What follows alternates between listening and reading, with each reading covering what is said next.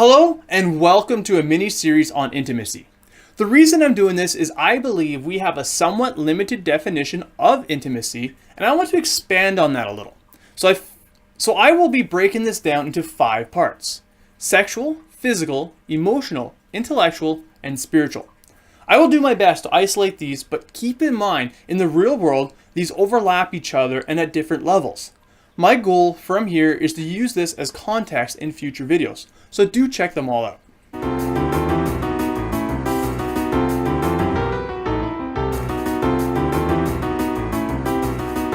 Intellectual intimacy is a merging of the minds to communicate higher levels of cognitive thought. When people discuss and expand on a subject of interest, they merge together the sum from both parties' experiences and expand on their position on the subject. They both grow a little more on their position within the subject, or simply agree on a fact.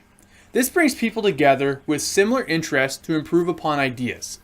You see this all the time when you hear other people talking about a subject that you're not too familiar with. What you do notice is how intent and interested and emotionally engaged the people are. Let's use sports as an example. Ever walk in on some people talking about scores, players, stats, and events? How quickly and lively they can jump around the subject without missing a beat? It's an interesting thing to watch how drawn into the conversation they are and how revitalized in energy they have after they've gone on to do something else. It re-energizes, connects, and bonds them. It's a great thing, and it does not have to be about sports. It could be about work, a hobby, politics, anything really. We all do it and enjoy it. When you find people you can engage with at higher levels of intellectual intimacy, you unlock a greater deal of self-esteem because you connect and relate with other people about something you find interesting. People with low self-esteem have not found people to engage with. Easier said than done, I know, but we need to find those of similar interests and mind merge together. If you can't find people with your top interest, that's okay. You can still get benefits from lesser interest within any conversation, but have the conversation. The point is, it's healthy to share ideas with other people. Teach others something and be taught how to do something new. We evolved the most complex form of language in the animal kingdom for a reason. It's hardwired within our brains, and we must continue achieving higher levels of intellectual intimacy for everyone's benefit. Sharing ideas is hardwired into the chemistry of our bodies and affects your health and well-being. Unfortunately, tweets, text messaging, sharing cat videos, and memes don't count. No matter the subject or context, we can apply intellectual intimacy to further benefit those around us. We can become better problem solvers, and the better we are at solving problems, the better the human race becomes. It's only when we stop solving problems do problems continue their destructive nature. From here, we can develop think tanks. I know this is a term used in science fiction to showcase an elite form of thinking beyond how most people think, but the truth is, we can all do it. Nobody needs to be super smart. Think tanks are just small groups of people that gather together and brainstorm. This can be done with anyone that can think and communicate. It is one of the most crucial forms of thinking we need to aspire and learn, as through it we can leverage ideas that would not exist before without it. Imagine this becomes a part of our culture.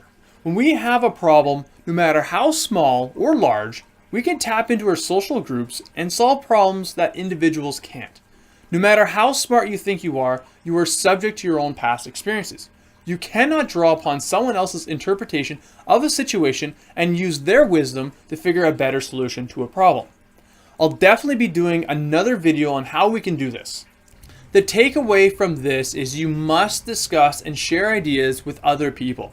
Even if it's not groundbreaking or revolutionary, the discussion warrants the benefits.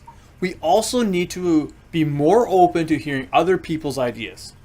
Who knows what you might learn, and who else might have similar philosophies? Learning more about subjects you did not know before expands your views on the world and people around you. Not sure where to start? It's easy.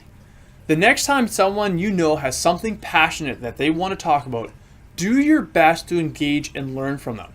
Try not to take the moment away from them. They will appreciate you for it and will grow fonder for you because of it. And don't be afraid to come back to them on the same subject. Do a little homework. Ask questions and see what new information you can uncover from them. They will love you for that.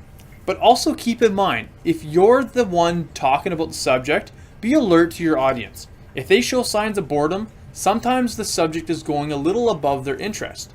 You are talking Spanish to them. That means you need to get their feedback. Ask them questions and include them in the conversation that they have given you the choice to talk about. And have fun with it. Now try to rank yourself on a scale of 1 to 4 with the people you know that fits this context. 1 being nothing, 2 needs work, 3 is satisfactory, and 4 is great. Keep this level in mind, and if you feel like the relationships you have now need some more work, look for strategies to improving it. But bear in mind that not all relationships need to hit a 4. Some will be perfectly fine being satisfactory. But through other people, you may need to hit a 4. Also keep in mind, not everyone can fulfill all forms of intimacy at a great level. We can get this through many of our closest friends and family. Thank you for taking a moment and watching this video. If you have not already, do check out the other 4 videos in this mini-series on intimacy. See you then.